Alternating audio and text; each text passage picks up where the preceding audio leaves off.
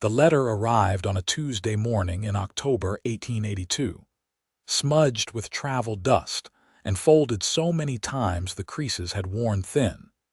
And Natalie Richardson held it in trembling hands while standing on the platform of the Kansas City train depot, wondering if she had made the biggest mistake of her life. She had answered the advertisement 3 months prior, during one of those desperate evenings when the boarding house walls seemed to close in around her, and the future stretched ahead like an endless gray corridor. The advertisement had been simple, almost brutally so. Rancher in Arizona Territory seeks correspondence with respectable woman for matrimony. Must be of good character and willing to work. Respond to Ethan Steele, Mineral Park, Arizona Territory. Natalie had written back expecting nothing, but his letters had arrived with surprising regularity. They were brief, factual accounts of ranch life, the weather, the condition of his cattle. Never once had he written anything remotely personal, never asked about her dreams or fears, never offered a glimpse into whatever heart might beat beneath that formal prose. She had convinced herself this was preferable. A business arrangement suited her perfectly. She had built walls around her heart after Philadelphia, after Thomas, after everything that had gone so terribly wrong. Cold formality was safe. Cold formality could not hurt her. The train journey west had taken 4 days, and with each mile, she had felt herself retreating further behind those walls, preparing herself for a life of quiet duty and careful distance. She was 22 years old, alone in the world, and this marriage would provide security. That was enough. It had to be enough.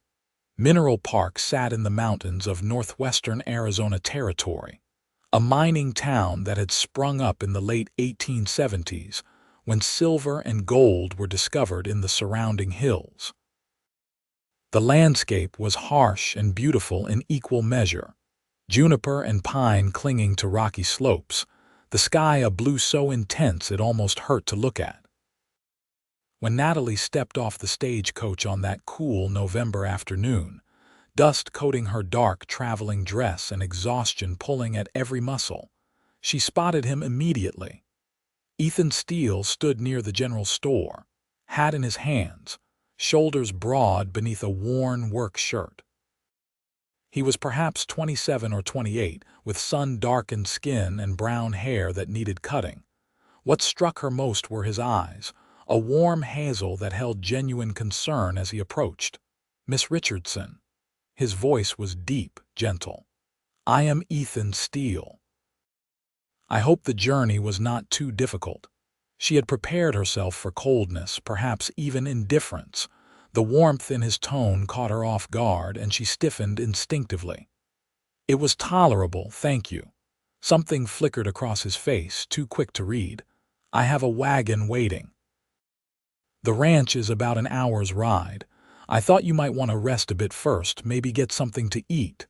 "That is not necessary." She kept her voice crisp, professional. "I would prefer to reach my destination." "Of course." He settled her trunk in the wagon bed with an ease that spoke of years of physical labor, then helped her onto the seat. His hand on her elbow was brief, respectful, but she still pulled away the moment she was settled. The ride began in silence. Natalie kept her gaze fixed on the landscape, refusing to look at the man beside her. The road wound through hills dotted with mining operations, past small clusters of houses, then out into more open country where cattle grazed among the scattered vegetation. "The ranch has been in my family for about 6 years now," Ethan said quietly. "My father started it, but he passed 2 years ago. Heart gave out. My mother went back east to live with her sister after that. She could not handle the isolation."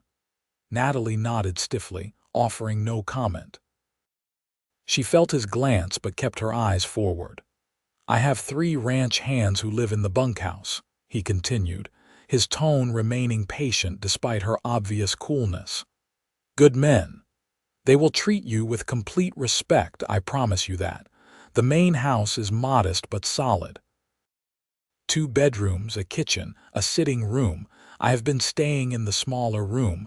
I thought you would want the larger one. This made her turn. We are to have separate rooms. He looked genuinely surprised by her tone. I thought, at least at first, until you were comfortable. This is a strange situation for both of us. I did not want to presume. She had expected him to claim his marital rights immediately, as was his legal privilege. The fact that he was not insisting on it left her confused, uncertain. She had armored herself against demands, not against consideration. That is acceptable, she managed. Miss Richardson, I know this is not a conventional arrangement. His hands were steady on the reins, his profile calm as he watched the road. But I want you to know that I hope we can build something real here. Partnership, respect, maybe in time even affection. I am not expecting you to love me tomorrow, but I am hoping we can at least become friends. The sincerity in his voice made her chest tighten. She could not afford this, could not afford to let warmth seep through the cracks. I am here to be your wife, Mr. Steele. I will fulfill my duties.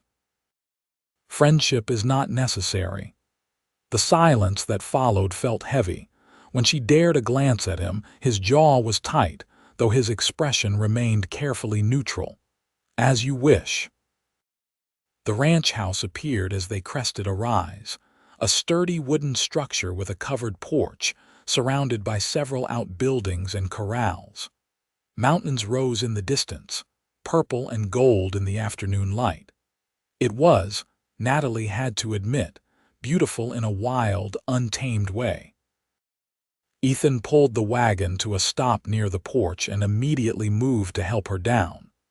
This time she forced herself not to flinch from his touch, though every instinct screamed at her to maintain distance. He carried her trunk inside, setting it down in the larger bedroom as promised. The room was simple but clean, with a handmade quilt on the bed and calico curtains at the window.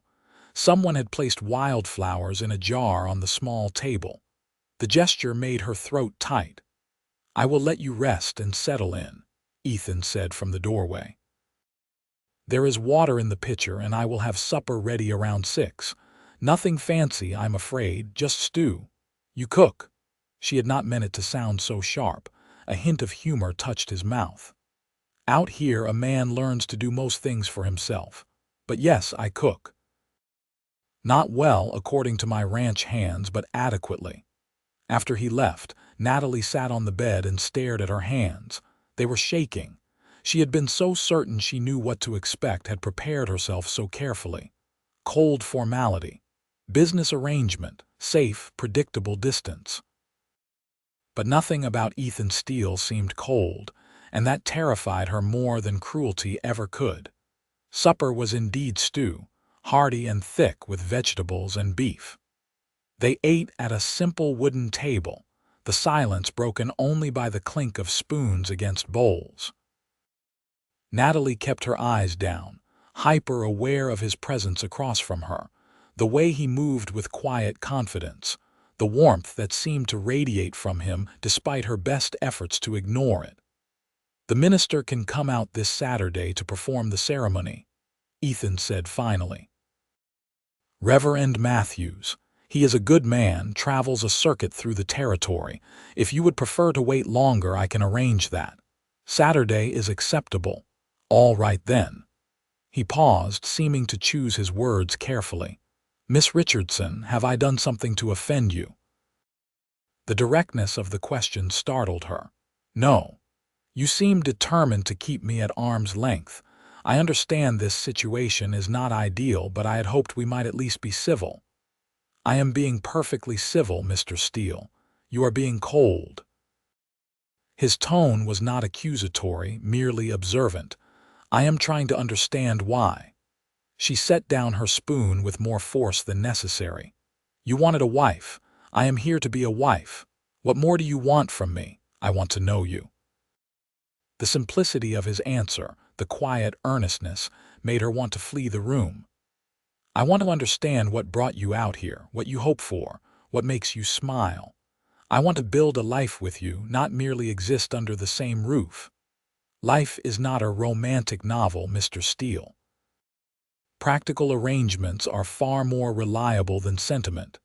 Something shifted in his expression, a flash of hurt quickly masked. Perhaps, but that does not mean we cannot try for something better than mere practicality. She stood abruptly, her chair scraping against the floor. I am tired from the journey, if you will excuse me. He rose as well, manners ingrained despite the tension. Of course. Sleep well, Miss Richardson. In her room, Natalie pressed her palms against her eyes and fought the burning sensation there. This was not how it was supposed to be. He was supposed to be distant, businesslike, easy to keep at bay. Instead, he was kind and patient and so genuinely warm that every interaction felt like a threat to the careful control she had built around her heart. The next few days passed in a similar pattern. Ethan rose before dawn to tend the cattle and manage the ranch work, always returning to the house for meals that he prepared with quiet efficiency. He tried repeatedly to engage her in conversation, asking gentle questions about her life back east, her journey west, her impressions of the territory. Each time, Natalie responded with the briefest answers possible, maintaining her wall of icy politeness. She could see the effect her coldness had on him, the way his initial warmth gradually dimmed, replaced by careful neutrality. Part of her felt guilty, but a stronger part insisted this was necessary. She could not afford to let him close. Love led to pain always. Trust led to betrayal. Better to keep everything simple, transactional, safe. On Friday afternoon, she was attempting to organize the kitchen when one of the ranch hands knocked on the door. He was a weathered man in his 50s, with kind eyes and a graying beard. "Afternoon, madam. Name is Charlie Webb. The boss asked me to bring up some supplies from town." He set several parcels on the table. "Also wanted to check if you needed anything special for tomorrow, the wedding." His expression was puzzled. "Ethan said the minister is coming." "Yes, of course. No, I need nothing special." Charlie hesitated, then spoke carefully. "Madam, if you do not mind me saying, Ethan is one of the finest men I have known. Known him since he was a boy. He has been looking forward to your arrival for months, talking about fixing up the house, making sure everything was ready. Whatever you might be worried about, I can promise you he is a good man." The words, meant kindly, only made her walls rise higher. "Thank you for the supplies, Mr. Webb." After he left, Natalie found herself examining the parcels. Fabric, beautiful calico in shades of blue and green. Sugar, real white sugar, expensive out here. A small bottle of lavender water. A bar of fine milled soap. All things Ethan must have ordered weeks ago, anticipating her arrival, trying to provide small luxuries she might appreciate. She sat down heavily, staring at these offerings. In Philadelphia, Thomas had showered her with expensive gifts, pretty words, passionate declarations. All lies, all manipulation. He had been engaged to another woman the entire time he courted her, using Natalie for amusement while his society marriage was arranged. When she discovered the truth, he had laughed at her tears, mocked her for believing his affections were genuine. The humiliation had been devastating, made worse when her employer dismissed her for the scandal. Never mind that she was the victim. She had lost her position, her reputation, her naive faith that love was anything but a pretty trap. Ethan offered no pretty words, no grand gestures. Just quiet kindness, practical gifts, patient warmth. Somehow that felt even more dangerous. Saturday dawned clear and cool. Natalie dressed in her best dress, a dark blue wool that was practical rather than pretty, and braided her honey-colored hair into a severe knot at the nape of her neck. When she emerged from her room, Ethan was waiting in the main room, dressed in clean clothes, his hair still damp from washing. He looked at her for a long moment, and she could not quite read his expression. "You look very fine," he said quietly. "Thank you." Reverend Matthews arrived at 10, a cheerful man in his 60s who filled the small house with his booming voice and easy laughter. The ceremony was brief, witnessed by Charlie and the other two ranch hands, Tom and Jesse. Natalie spoke her vows in a steady voice, feeling disconnected from the moment, as if watching herself from a distance. Ethan's voice was equally steady, though when he slipped a simple gold band onto her finger, his hand trembled slightly. "You may kiss your bride," Reverend Matthews announced with a broad smile. Ethan hesitated, clearly uncertain, then leaned in and pressed a brief, chaste kiss to her cheek. It was over before she could react, so gentle it barely registered. Yet she felt the warmth of it long after he stepped back. There was cake, which Ethan had somehow managed to procure from a woman in town, and coffee, and the ranch hands offered awkward but sincere congratulations. Through it all, Natalie maintained her composed distance, smiling politely but never allowing true warmth to show. After everyone left, she and Ethan stood in the suddenly quiet house, newly married strangers trying to navigate an impossible situation. "I will be sleeping in the smaller room still," Ethan said, his voice carefully neutral. "Unless you would prefer otherwise." "No, that arrangement is acceptable," he nodded, something tight around his eyes. "Very well. I have work to finish in the barn. I will be back before supper." She watched him go, shoulders straight, stride purposeful, and felt a sharp pang that might have been regret. But she crushed it down, turning to the kitchen to begin preparing the evening meal. This was fine. This was what she wanted. Safe, distant, uncomplicated. The following weeks settled into a routine. Ethan worked the ranch from dawn until dusk, often coming home exhausted but still insisting on helping with supper, still trying to make conversation even as Natalie deflected every personal question. She kept the house meticulously clean, cooked adequate meals, and performed all the duties of a ranch wife. But she gave him nothing of herself, no glimpse past the walls she maintained. She could see the toll it took. The light in Ethan's eyes dimmed day by day. His attempts at conversation grew less frequent. He moved through the house like a ghost, present but not truly there, and she knew she was the cause. Still, she told herself this was necessary, this was self-preservation. One evening in late November, a storm rolled through the mountains, bringing the first real cold of winter. Natalie was washing dishes when she heard a commotion outside, men's voices raised in alarm. She hurried to the porch to see Ethan and Charlie half carrying Tom toward the house, the young ranch hand's leg twisted at an unnatural angle. "Clear the table," Ethan called, his voice sharp with command but controlled. "Charlie, ride for the doctor in town. Jesse, get blankets and hot water." Natalie jumped into action without thinking, her hands steady as she helped settle Tom on the cleared table. The young man was pale, sweating despite the cold, biting his lip against obvious agony. "Fell into a ravine checking the fence line," Ethan explained as he carefully cut away the torn trouser leg. "Jesse and I got him out, but the leg is badly broken." "What can I do?" Natalie asked, surprising herself with the question. Ethan glanced at her, and for a moment their eyes met. "I need to set it before the doctor arrives, or it will not heal right. I will need you to hold his shoulders down. This is going to hurt." She nodded, moving into position. Tom was perhaps 20, broad-shouldered but still boyish in the face. "You are going to be all right," she told him with more confidence than she felt. "Mr. Steele knows what he is doing." "Yes, madam," Tom gasped. "Just please make it quick. What followed was brutal.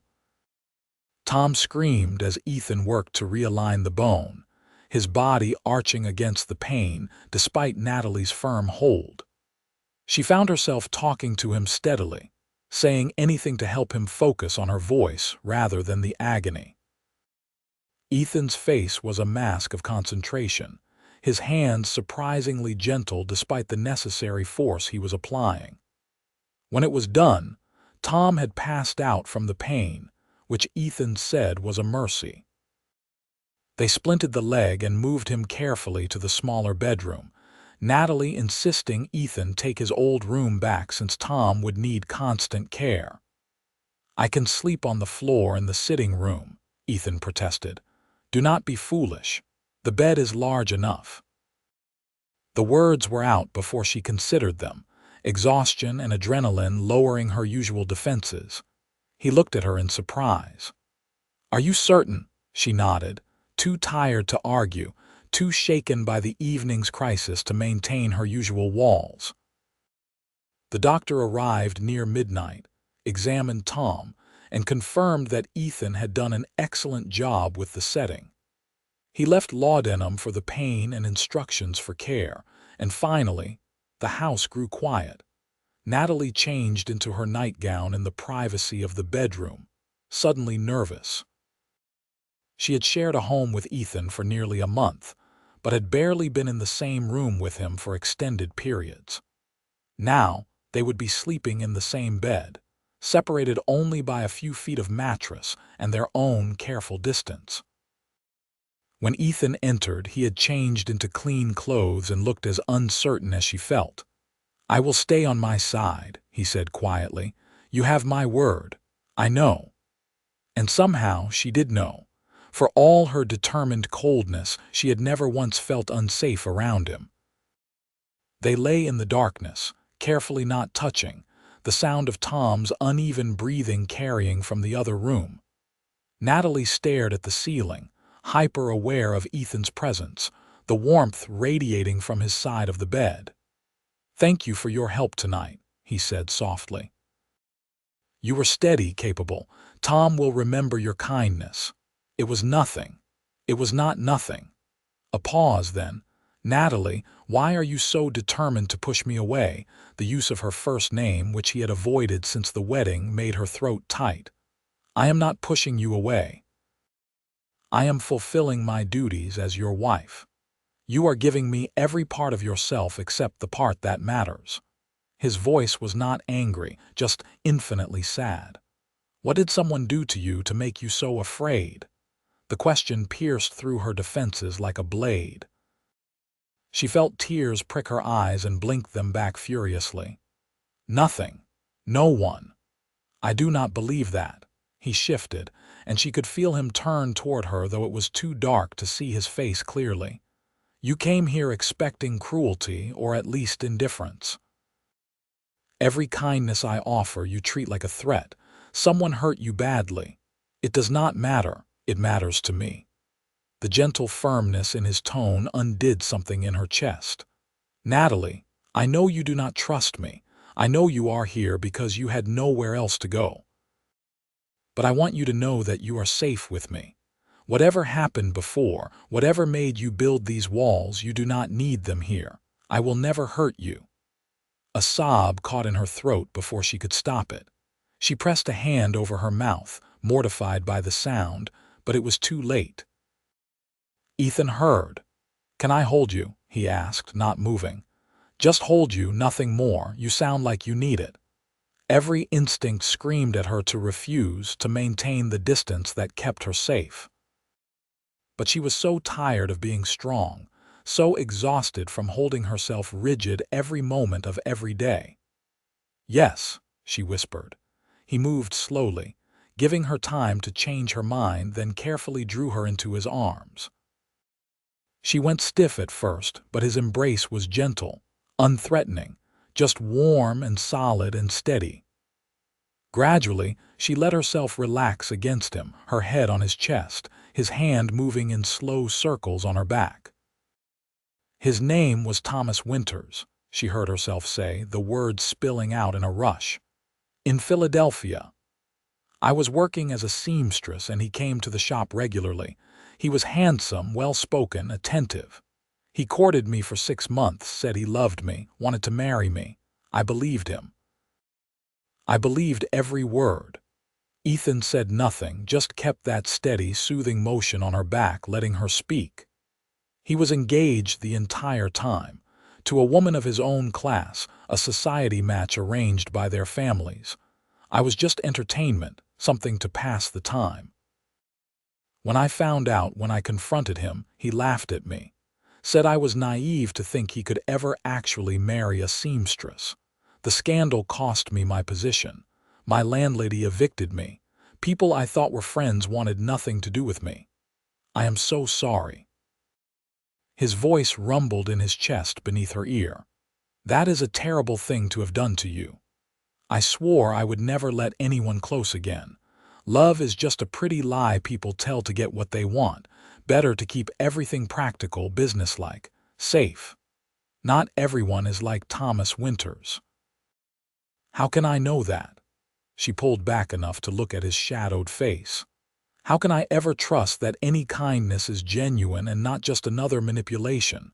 You cannot know, not with certainty. His hand came up to cup her cheek, thumb brushing away a tear she had not realized had fallen. That is what trust is, a leap of faith. But Natalie, I can promise you this. I have no hidden motives. I am exactly who I appear to be. A rancher who wanted a partner, who hoped to build something real with someone. I am not expecting you to love me tomorrow or next week or even next month. But I am asking you to give us a chance. Let me prove that not all men are liars. She wanted to believe him. God, how she wanted to believe him. The warmth in his eyes, the gentleness of his touch, the patience he had shown despite her coldness, it all seemed so genuine. But the fear was still there, sharp and insistent. I do not know if I can, she whispered. Then let me help you learn. He pressed a kiss to her forehead, chaste and sweet. One day at a time, no pressure, no expectations, just let me care for you and we will see what grows. That night, she fell asleep in his arms, and for the first time since leaving Philadelphia, she felt something like peace. The next days brought a subtle shift in their dynamic. Natalie still maintained some distance, still guarded her heart, but the wall had developed cracks. She found herself watching Ethan as he worked, noticing the way he moved with quiet confidence, the way he spoke gently to the horses, the way he checked on Tom with genuine concern every few hours. Tom's presence in the house created a strange intimacy. Caring for the injured ranch hand required coordination between her and Ethan. Moments of working together that felt natural, easy. She saw how Ethan treated his employee not as a servant, but as someone he genuinely cared about, sitting with him in the evenings when the pain was bad, talking to distract him from the discomfort. One afternoon, while changing the dressing on Tom's leg, the young man spoke up. "Madam, can I ask you something personal?" "I suppose so." "Why are you so careful around the boss? He is the best man I have ever known, but you treat him like he might bite." The directness startled her into honesty. "I am not accustomed to kindness without strings attached." Tom considered this. "My pa was a hard man, mean when he drank, which was often. I left home at 15, worked odd jobs, got into trouble. Ethan found me in a jail in Prescott, arrested for stealing food. He paid my fine, brought me here, gave me work and a place to stay. Never asked for anything in return, never held it over me. That was 3 years ago. He saved my life and he has never once made me feel like I owed him." Natalie finished tying off the bandage, moved by the story despite herself. "He sounds like a good man. He is. And madam, if you will pardon me saying so, he looks at you like you hung the moon. Whatever happened to make you so cautious? I hope you will let him prove he is different." That evening, Natalie made a special effort with supper, using the good flour to make biscuits, opening a jar of preserves she had been saving. Ethan noticed immediately, his face lighting with surprised pleasure. "This is wonderful," he said, and the simple appreciation in his voice warmed something in her chest. "It is just biscuits. It is effort." He met her eyes across the table. "It is you trying, and that means more than you know." After they cleaned up, he surprised her by pulling out a worn book. "Would you like me to read to you? I used to read to my mother in the evenings. She enjoyed it." Natalie found herself nodding, and they settled together on the small sofa, his voice filling the room as he read from a collection of Shakespeare's sonnets. His reading was not polished, occasionally stumbling over the more complex phrases, but it was earnest and warm. She found herself leaning against his shoulder, the words washing over her like a balm. When he closed the book, she looked up to find him watching her with an expression so tender it made her breath catch. "Natalie, may I kiss you?" A real kiss, not just on the cheek, her heart hammered in her chest. This was what she had been avoiding, this next step toward real intimacy. But looking at his face, seeing only patience and hope, never demand, she found herself wanting to try. "Yes." He cupped her face in both hands, moving slowly, giving her every opportunity to change her mind. When his lips met hers, it was gentle, questioning, nothing like the demanding kisses Thomas had forced on her.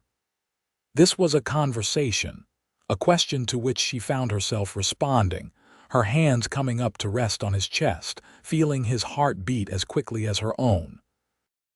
When they parted, his eyes searched hers. "Was that all right?" "Yes," her voice came out breathless. "Yes, it was all right." He smiled then, a real smile that crinkled the corners of his eyes and made him look younger, happier. "Good, that is very good." December brought colder weather and an increasing comfort between them. Tom's leg was healing well, and he had moved back to the bunkhouse, leaving Natalie and Ethan alone in the house once more. They continued sharing the bed, though Ethan never pushed for more than kisses and gentle embraces. His patience was inexhaustible, waiting for her to come to him rather than demanding his rights as a husband. One morning, Natalie woke before dawn to find the house already cold, the fire having died during the night. She rose quietly, intending to restart it before Ethan woke, and found him already in the kitchen, working on the stove. "I did not mean to wake you," he said, not turning around. "Go back to bed, I will have it warm soon." Instead, she moved to stand beside him. "Ethan, why have you not insisted on your marital rights?" His hand stilled on the kindling. "Is that what you want? I am asking why you have not taken what is legally yours." He did turn then, his expression serious. "Because I do not want what is legally mine. I want what is freely given." "Natalie, when we make love, and I very much hope we will someday, I want it to be because you desire me as much as I desire you. I want it to be a joining of two people who care for each other, not a wife submitting to duty."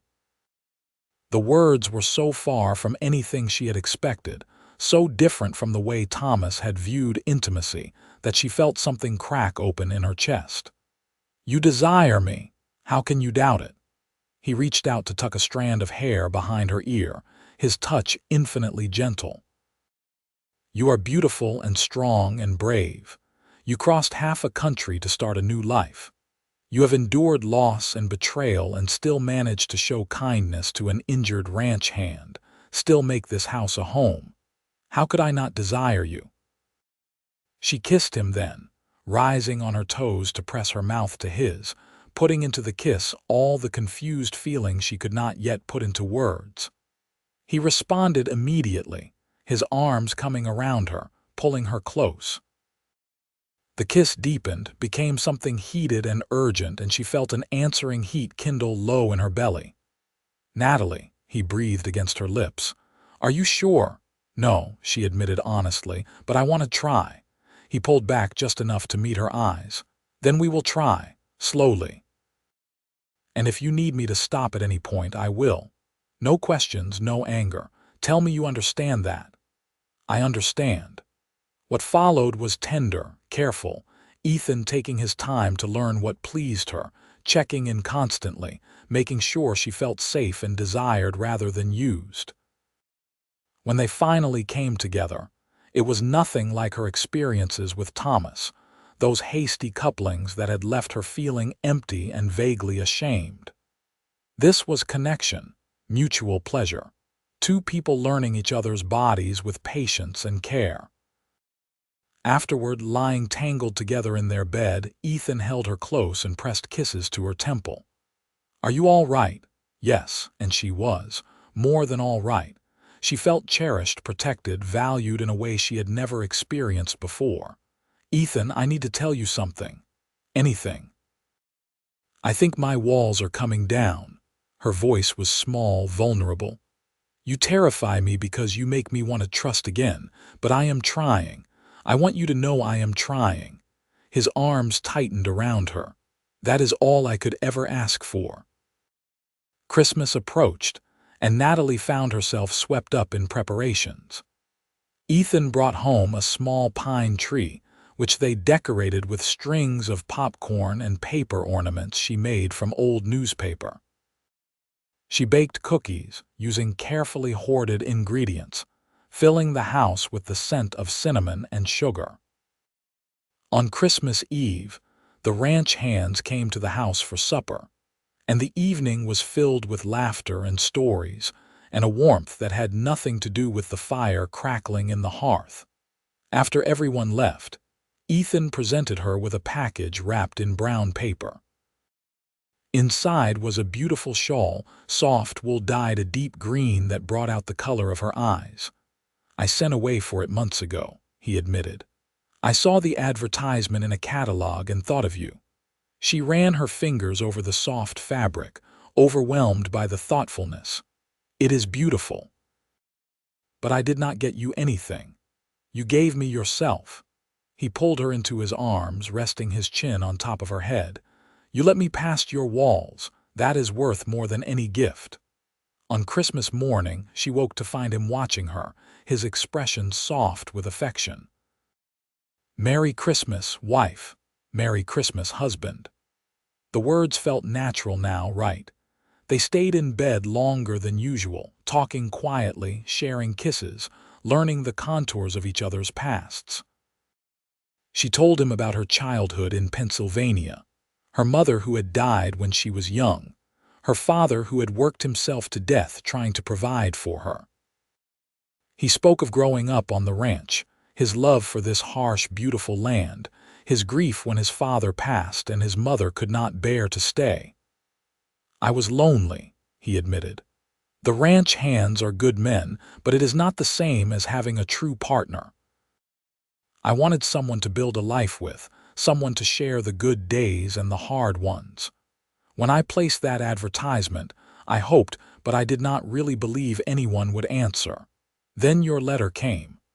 What did you think when you read it? That you sounded educated, intelligent, cautious. I could tell you had been hurt, even though you did not say so directly. I wanted to prove to you that not all men are cruel. You have." She cupped his face, marveling at the warmth in his eyes. "Ethan, I was so wrong about you. I came here expecting coldness and you gave me nothing but warmth. I tried so hard to keep you out, and you just patiently waited until I was ready to let you in. I would have waited forever if that was what you needed. I think I am falling in love with you." The words escaped before she could call them back, and she held her breath, waiting for his response. His face transformed, joy spreading across his features like sunrise. "I have loved you since you stepped off that stagecoach looking fierce and frightened all at once. I love your strength, your resilience, the way you sing when you cook even though you do not realize you are doing it. I love the little crease that appears between your eyebrows when you are concentrating. I love who I am when I am with you." She kissed him then, deeply, trying to convey through touch everything she still struggled to put into words. When they finally parted, Both breathing hard, she pressed her forehead to his. "Show me again. Show me what making love can be when it is real." And he did, taking his time, worshipping her with hands and mouth until she was gasping his name, clinging to him like he was the only solid thing in a spinning world. When they came together, it was perfect, profound, a physical expression of the emotional bond growing stronger between them every day. January brought heavy snow, and they were often snowed in for days at a time. Rather than feeling trapped, Natalie reveled in the enforced closeness. They spent hours talking, sharing stories, learning each other's hopes and dreams. Ethan taught her to play chess, laughing when she proved a quick study and beat him within a week. She taught him a complicated card game her mother had shown her as a child. On the days when the weather permitted, Ethan began teaching her to ride properly. She had managed the side saddle before, the way proper ladies rode, but he insisted she learn to ride astride, more practical for ranch life. At first she was scandalized, but the freedom of it, the way she could truly control the horse, soon won her over. "You are a natural," he called one afternoon as she cantered across the snowy field, confidence growing with every stride. When she returned to where he waited, cheeks flushed with cold and exhilaration, he pulled her down from the saddle directly into his arms. "You are magnificent." "I am freezing," she laughed, but she kissed him anyway, not caring about the cold or the snow starting to fall again. February brought Valentine's Day, and Ethan surprised her by cooking an elaborate dinner, complete with a cake he had somehow managed without burning. It was lopsided, and the frosting was more enthusiastic than skilled, but she loved it more than any fancy confection from a bakery. "I wanted to do something special," he said, looking endearingly uncertain. "I know I am not a romantic man, not good with fancy words or grand gestures, but I wanted you to know how much you mean to me." "You are the most romantic man I have ever known," she said firmly. "Romance is not about grand gestures, Ethan. It is about this, making a lopsided cake because you know it will make me smile. It is about warming the bed before I get in on cold nights. It is about reading to me even though Shakespeare is not your favorite. It is about being patient when I was determined to push you away. That is real romance." He pulled her into his arms, burying his face in her hair. "I love you so much it scares me sometimes. I keep waiting to wake up and find this was all a dream." "It is real." She held him tightly. "We are real." That night, lying tangled together in the aftermath of lovemaking, she traced idle patterns on his chest. "Ethan, do you want children?" His hand stilled where it had been stroking her hair. "Someday, yes. Do you?" "I think I do. I used to be afraid of bringing children into the world, afraid I could not protect them from pain. But with you, I think I could be brave enough to try. There is no rush." He tilted her face up to kiss her softly. "We have time to just be us for a while to make sure our foundation is solid. But yes, someday I would love to have children with you." Spring arrived slowly in the mountains, snow retreating grudgingly to reveal brown grass that would soon turn green. With the better weather came more work on the ranch, and Natalie found herself taking on more responsibilities, working alongside Ethan in ways that would have scandalized her former acquaintances back east. She helped with the branding, learning to rope despite multiple failures that left Ethan and the ranch hands trying not to laugh. She assisted with the spring calving, staying up through the night to help a struggling heifer deliver her first calf. The day the calf finally arrived, slimy and wobbly but alive, Natalie looked up from where she knelt in the straw to find Ethan watching her with such love in his eyes it made her breath catch. "What?" she asked, self-conscious about her disheveled state. "I am just thinking how lucky I am. How you took a chance on a stranger's advertisement and somehow ended up here, covered in straw and birth fluids, helping deliver calves at 3 in the morning, looking absolutely beautiful.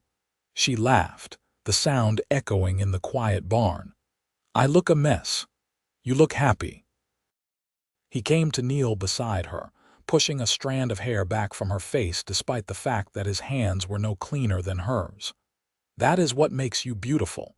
You look happy and free and like you finally believe you deserve good things. You taught me that." She leaned into his touch. "You taught me that I could trust again, that not everyone lies, that warmth is not always a trap. You taught me things too." His thumb traced her cheekbone. "You taught me patience, showed me that the best things are worth waiting for. You taught me that real strength is not about being hard, it is about being brave enough to be soft. You made this house a home."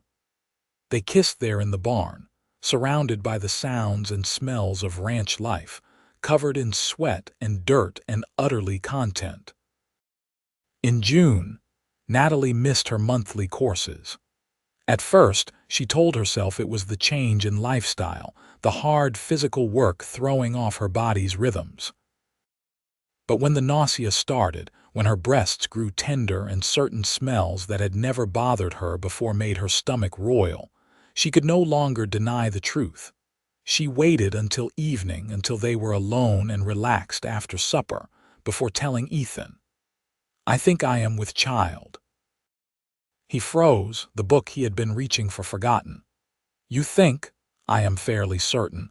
All the signs are there." For a moment he just stared, and she felt a flicker of fear. Maybe he had not meant it, maybe it was too soon, maybe he would be angry. Then his face broke into the widest smile she had ever seen, joy transforming his features. "Truly, we are going to have a baby." "Yes." Relief flooded through her at his reaction. "Are you happy?" "Happy." He crossed the room in 2 strides, lifting her off her feet and spinning her around before carefully setting her back down. "Natalie, I am overjoyed. This is the best news I could imagine. Are you happy?" Yes, and she was. The fear she had expected, the worry that had plagued her back in her Philadelphia days, was gone. With Ethan beside her, she felt ready for this adventure. "Yes, I am very happy." He knelt suddenly, pressing his ear to her still flat stomach. "Hello in there, little one. This is your father. I cannot wait to meet you." The simple gesture, the utter sincerity of his greeting to their unborn child, brought tears to her eyes. This was so different from the fear and shame that had surrounded discussions of childbearing back east, where pregnancy was whispered about and treated like an illness rather than a miracle. "I love you," she said, running her fingers through his hair.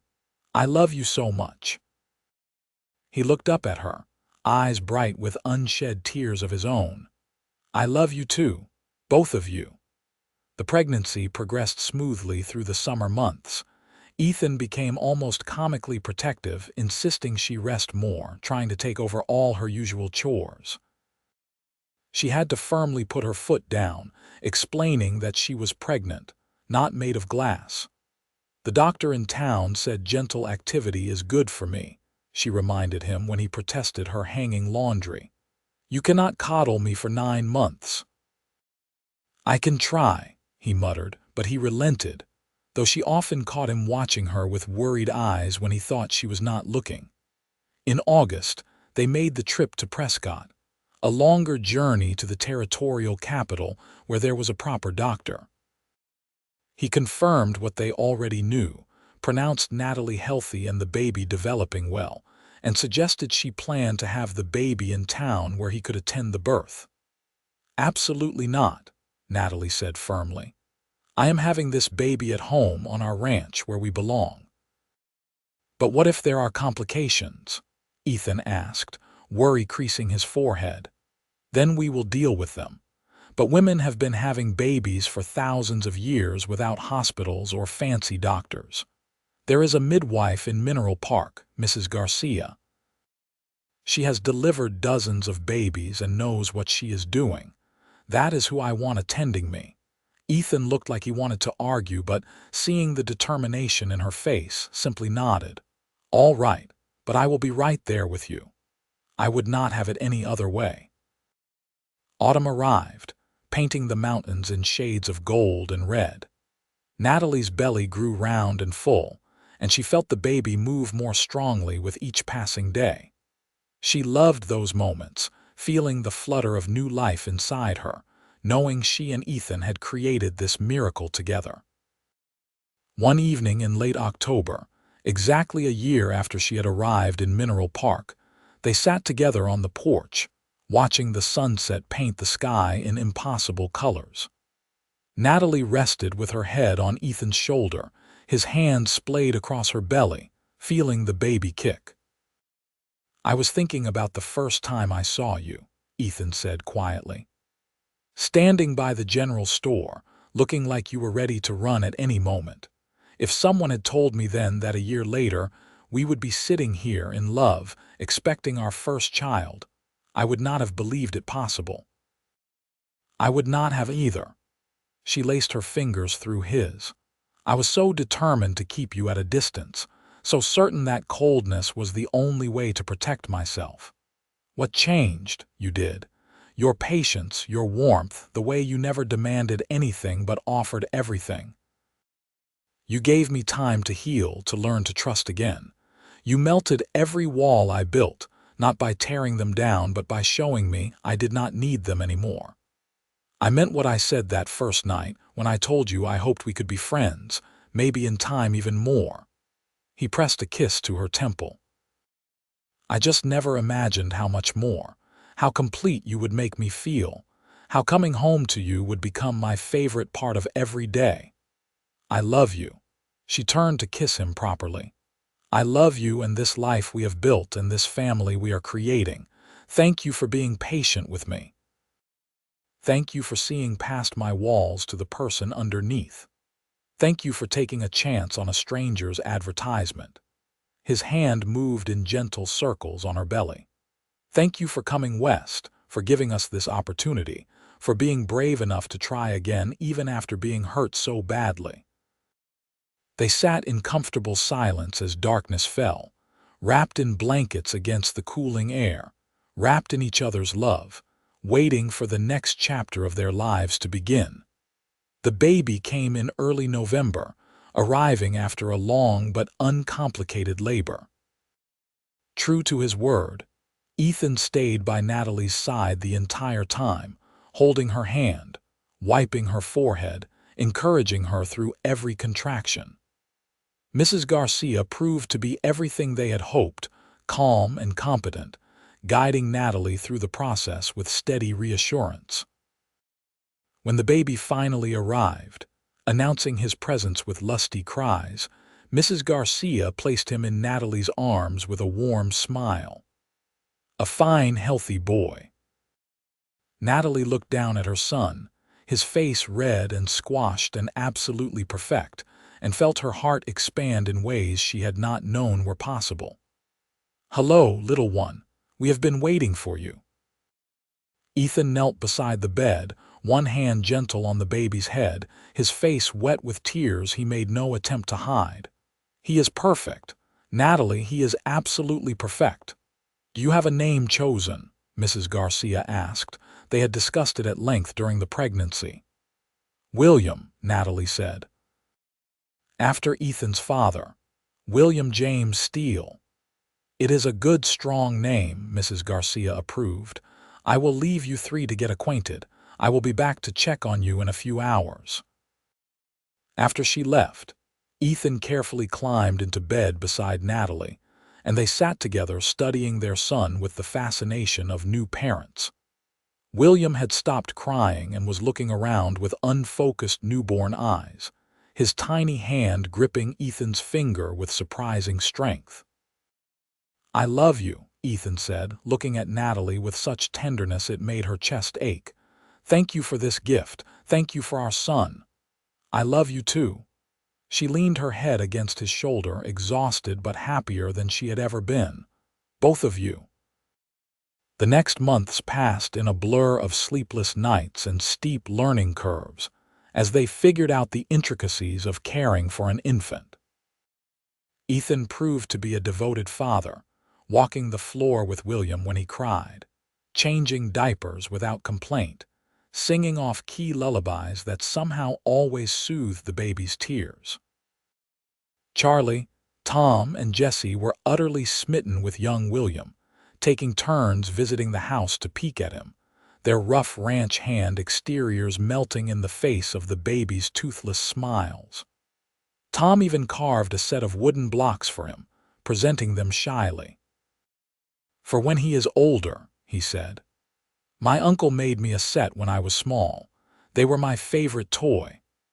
As William grew from newborn to infant, developing a personality that seemed equal parts Ethan's calm patience and Natalie's stubborn determination, the ranch prospered.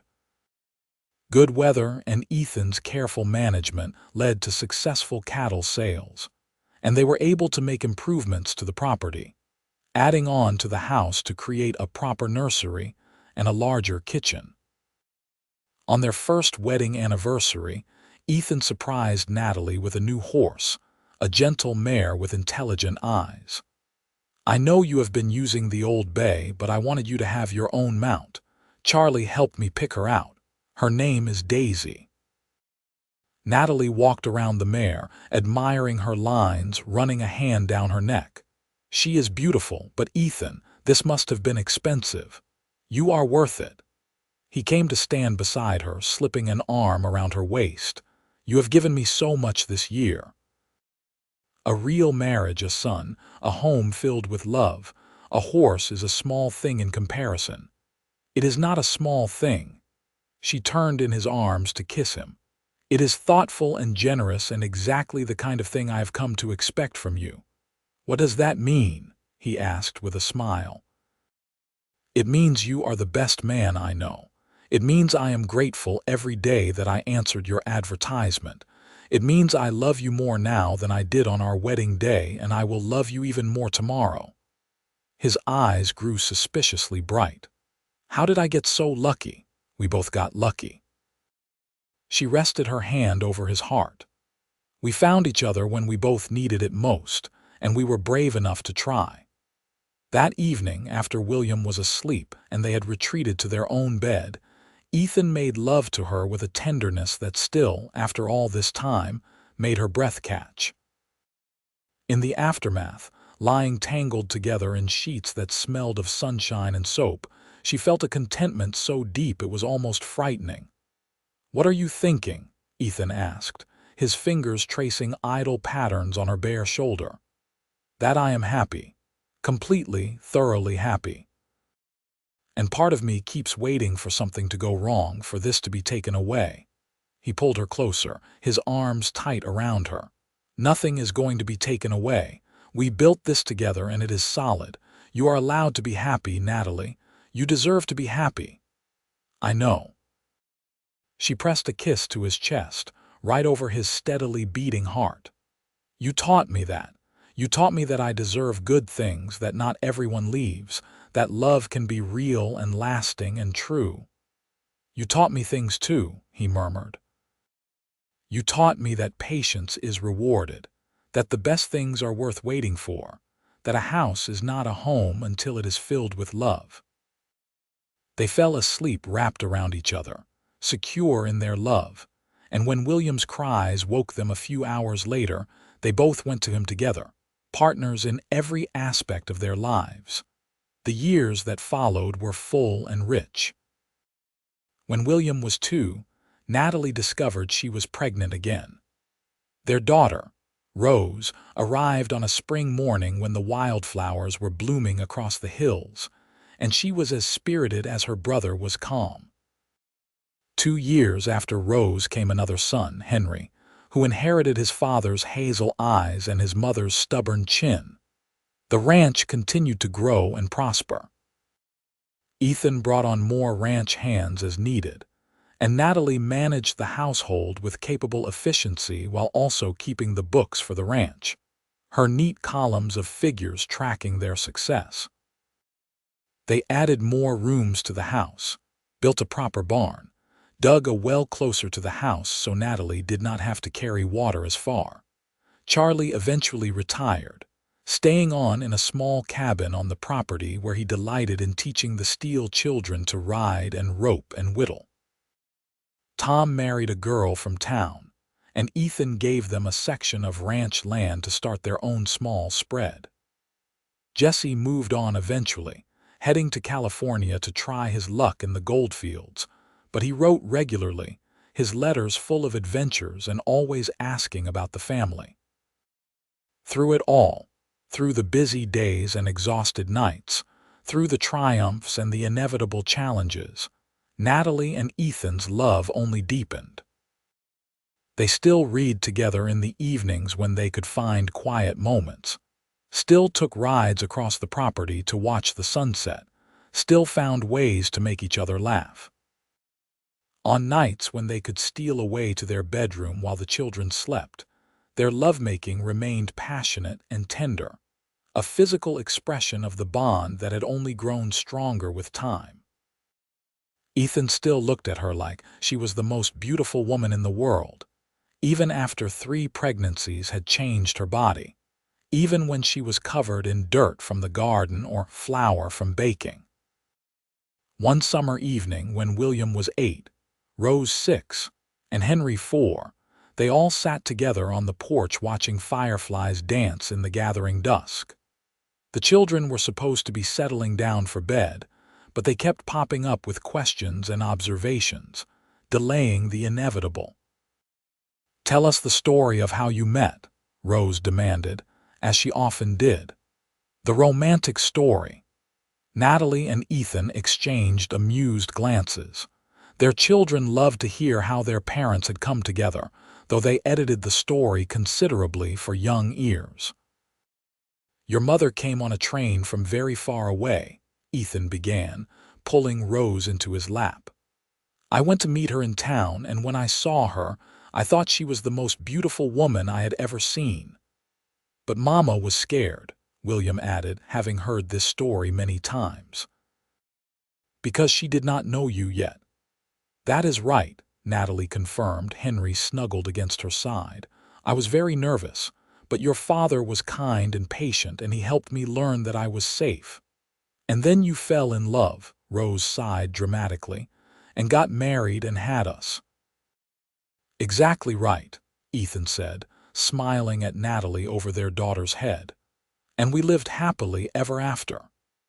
After the children were finally, reluctantly, in bed, Natalie and Ethan remained on the porch, enjoying the cool evening air.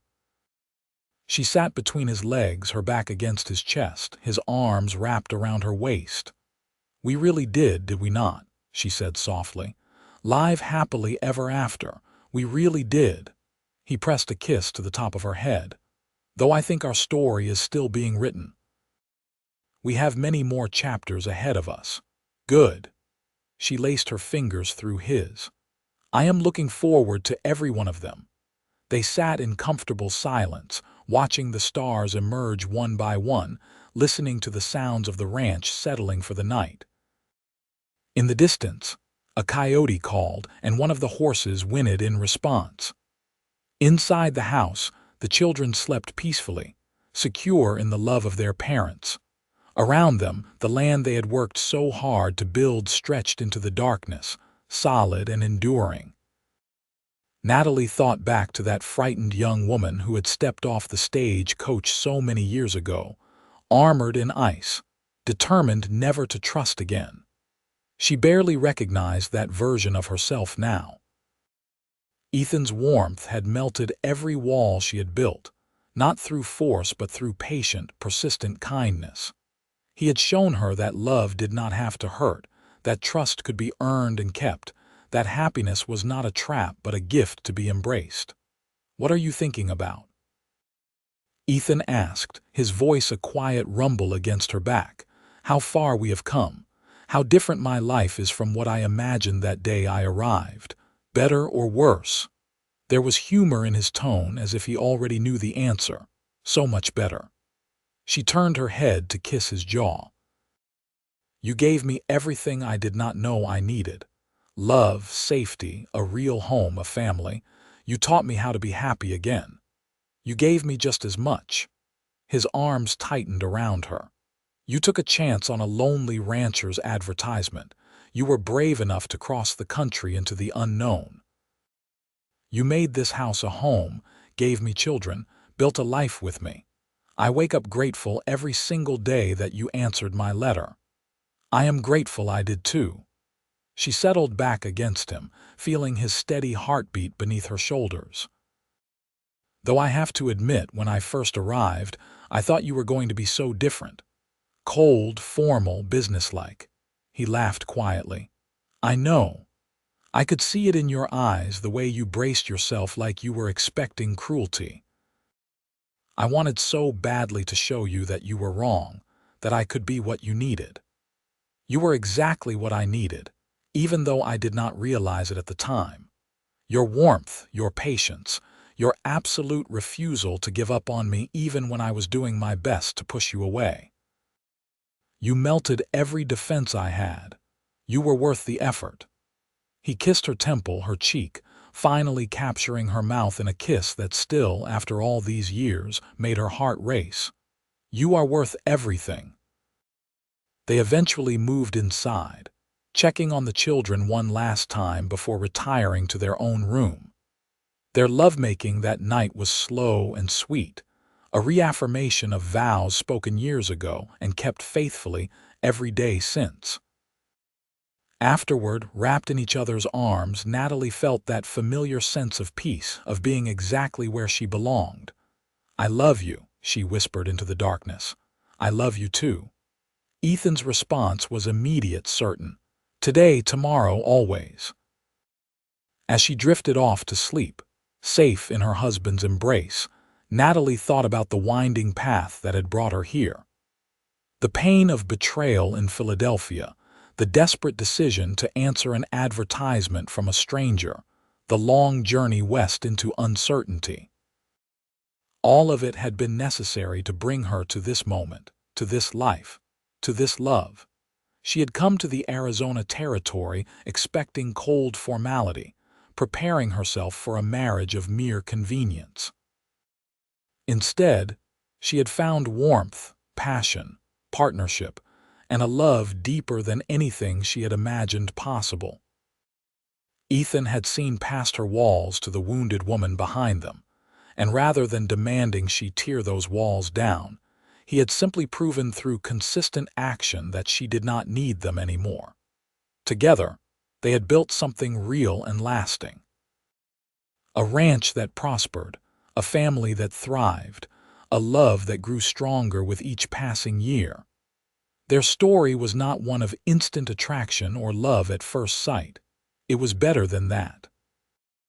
It was the story of two people who chose each other, day after day, building trust and affection through small acts of kindness and care, until those foundations were unshakable. The years continued to unfold with the steady rhythm of ranch life. William grew into a responsible young man who loved the land as much as his father, learning everything Ethan could teach him about managing cattle and reading the weather and treating both animals and people with respect. Rose developed a talent for horses, able to gentle even the most skittish mount with patience and soft words. Henry showed an unexpected aptitude for numbers, helping his mother with the ranch accounts and talking about maybe studying law someday. Ethan's hair began to show gray at the temples, and lines deepened around his eyes from years of squinting into the sun. Natalie found silver threads appearing in her own hair and laugh lines bracketing her mouth. But when Ethan looked at her, his eyes still held that same warmth, that same love that had first cracked through her defenses all those years ago. They added grandchildren eventually, as William married a smart, capable woman named Sarah who fit into the family as if she had always been there. Rose chose a veterinarian from Prescott, a gentle man named Daniel who adored her spirit. Henry went east for schooling but always came home for holidays, bringing stories of his studies and promises that he would return permanently once his education was complete. Through all the changes, through the joys and sorrows that marked the passage of time, Natalie and Ethan remained each other's constant. They still stole moments alone when they could, still found ways to make each other laugh, still fell asleep tangled together more often than not. On their 25th wedding anniversary, Ethan surprised her with a trip to Prescott, arranging for William and Sarah to watch the younger children so they could have a few days alone. They stayed in a fine hotel, ate in restaurants, attended a concert, and walked hand in hand through streets lit by gas lamps.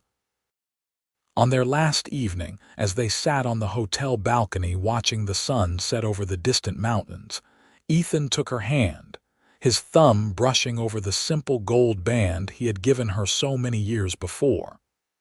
25 years, he said quietly. I was just thinking if I had to do it all over again, I would not change a single thing.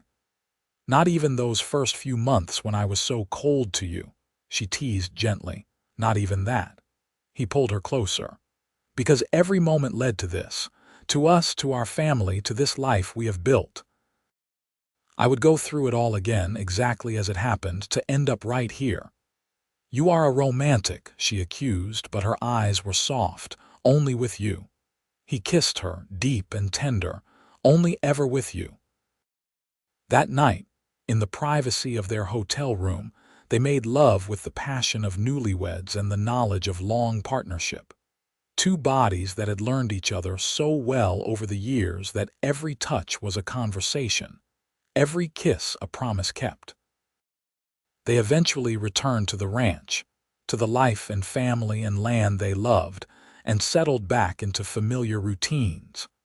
But something had shifted during those few days away, a recommitment to each other, a renewal of vows first spoken a quarter-century before. More years passed, bringing the inevitable changes of time. Ethan's steps grew slightly slower, though he still worked the ranch every day. Natalie's hands developed the first signs of arthritis, though they remained steady enough for the tasks she needed. They helped each other through the small indignities of aging, never commenting, simply adjusting their routines as needed. Charlie passed away peacefully in his sleep at the age of 78, and they buried him on a hill overlooking the ranch with a simple marker that read, "Beloved friend." Tom and his wife moved to California to be near their children. Jesse wrote less frequently, but always included a promise that he would visit soon, though they all knew he probably never would. New ranch hands came and went, though some stayed and became part of the extended family that surrounded the Steele ranch. The house that had started so small now sprawled across the hillside, additions built as needed to accommodate the growing family. The original 2 rooms remained at the heart of it, though, the bedroom where Natalie had first slept alone, then gradually let Ethan in, and the kitchen where they had shared so many meals and conversations. On quiet evenings, when it was just the 2 of them again like in those early days, they would sit together on the porch and watch the sun paint the sky in impossible colors. Ethan would take her hand, and they would sit in comfortable silence, the kind that only comes from decades of partnership. "Do you ever regret it?" he asked one such evening. Answering that advertisement, coming all the way out here to marry a stranger. Natalie looked at him in surprise. "Never. Not for a single moment. Why would you ask that?" he shrugged, looking almost embarrassed. "Sometimes I think about how much you gave up. Your life back east, the chance to marry someone who could give you an easier life, cities and culture and things I could never provide. Ethan." She turned to face him fully, cupping his weathered face in her hands. "You gave me everything that matters. You gave me love, real love, the kind that weathers storms and grows stronger over time. You gave me safety, not just physical safety but emotional safety, the freedom to be myself without fear. You gave me partnership, respect, joy. You gave me a family and a home and a life beyond anything I could have imagined. How could I possibly regret any of that?" His eyes were bright with unshed tears. "I just want to be sure you are happy, that I made you happy. You made me happier than I ever thought possible." She kissed him softly. "I love you, Ethan Steele. I have loved you for decades, and I will love you until my last breath. You melted every wall I built around my heart, and I am so grateful you did." He pulled her into his arms, holding her close, and she felt the tension drain from his body. "I love you too, so much. You are the best thing that ever happened to me." They sat that way as darkness fell, two people who had chosen each other long ago and continued choosing each other every day. Their story had not been simple or easy, but it had been real. And in the end, that was all that mattered. As the years advanced into their 30s together, their children grown and building lives of their own, Natalie and Ethan found a new rhythm. They still worked the ranch, though William had largely taken over the day-to-day operations. They spent more time simply enjoying each other's company, taking slow rides across the property, working together in the garden Natalie had cultivated over the years, reading aloud in the evenings just as they had in those early days of their marriage. Their grandchildren visited often, filling the house with noise and laughter, and Natalie and Ethan both delighted in spoiling them in ways they had been too busy to spoil their own children. But they also treasured the quiet moments after the grandchildren went home, when it was just the two of them again. On their 40th anniversary, their children and grandchildren gathered for a celebration. The house was full to bursting, multiple generations of the family Natalie and Ethan had created together. There were toasts and stories and a great deal of laughter. William stood to speak, his voice carrying across the crowded room. "My parents taught us many things," he said. "How to work hard, how to treat people with respect, how to love this land. But more than anything, they taught us what real love looks like. Not the easy love of fairy tales, but the hard, daily choice to be kind, to be patient, to put someone else first. They showed us that love is not just a feeling but a commitment, renewed every day. That is their legacy to us, and it is more valuable than any land or cattle they might leave behind." Rose added her own words, telling stories of her father's patience teaching her to ride, her mother's steady support through difficult teenage years. Henry spoke of the love he had witnessed between his parents, how it had shaped his own expectations for marriage, his own understanding of what partnership meant through it all. Natalie sat beside Ethan, their hands clasped together, both of them overwhelmed by the love surrounding them. This was what they had built together, she thought. Not just a ranch or a house, but a family, a legacy of love that would continue long after they were gone. That night, alone in their room after everyone had finally left or gone to bed, Ethan helped Natalie out of her dress with the same gentle care he had shown that first night so many decades ago. 40 years, he marveled. It seems impossible, but also like no time has passed at all. "I know what you mean." She turned in his arms, looping her hands behind his neck. "Some days I still feel like that frightened girl stepping off the stagecoach, and you are the kind stranger who changed everything. You changed everything for me too." He rested his forehead against hers. "I was so lonely before you came. I did not even realize how lonely until I had you to compare it to. You filled every empty space in my life." They made love slowly, taking their time, bodies that knew each other intimately adapting to the changes time had brought. It was different than their passionate youth, but no less meaningful, perhaps even more so for the depth of emotion behind every touch. In the aftermath, lying in the darkness with Ethan's steady breathing indicating he had fallen asleep, Natalie thought about the journey that had brought them here. From that initial advertisement to this moment, 40 years of marriage, it had been worth every moment. The fear, the uncertainty, even the pain of learning to trust again, all of it had been necessary to bring her to this place of perfect contentment. She had come to Arizona territory expecting cold formality, armored against hurt, determined never to be vulnerable again. Instead, she had found warmth, acceptance, love beyond measure. Ethan had seen through her defenses to the wounded woman behind them, and rather than exploiting that vulnerability, he had protected it, nurtured it, given it time to heal. Their love story was not dramatic or flashy. There had been no grand gestures, no sweeping declarations, no passionate conflicts and reconciliations. Instead, it was a story of steady, patient devotion, of small kindnesses building into something unshakable, of two people choosing each other day after day until those choices became as natural as breathing. It was, Natalie thought as she drifted off to sleep in her husband's arms, the very best kind of love story. Real, lasting, true. Built on a foundation of respect and care, growing deeper with each passing year, strong enough to weather any storm. They had taken a chance on each other, a seamstress from Philadelphia and a rancher from Arizona territory.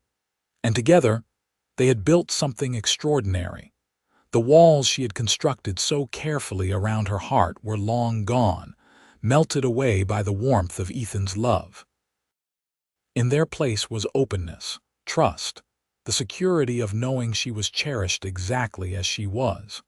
He had given her that gift, and in return, she had given him her whole heart, holding nothing back. As sleep claimed her, Natalie's last thought was simple gratitude. Gratitude for the advertisement she had answered, for the journey west, for the patience of a cowboy who had loved her enough to wait while she learned to love him back. Most of all, gratitude for every single day of the 40 years they had shared, and the promise of more days to come. Their story, born from a simple exchange of letters between strangers, had become a testament to the transformative power of patient, persistent love. A mail-order bride and a lonely rancher had found each other across impossible distance, and together they had built not just a life, but a legacy. And that, Natalie thought with her last moment of wakefulness, was the happiest ending anyone could hope for.